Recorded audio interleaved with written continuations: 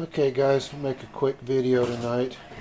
On my right is the V912 Sky Dancer WO Toys, and on my left is the Syma F1 3-channel helicopter.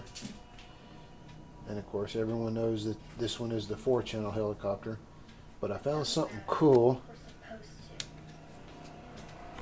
There's a remote for the Sky Dancer. I'll put both these helicopters in bind mode. Turn on our transmitter. And voila!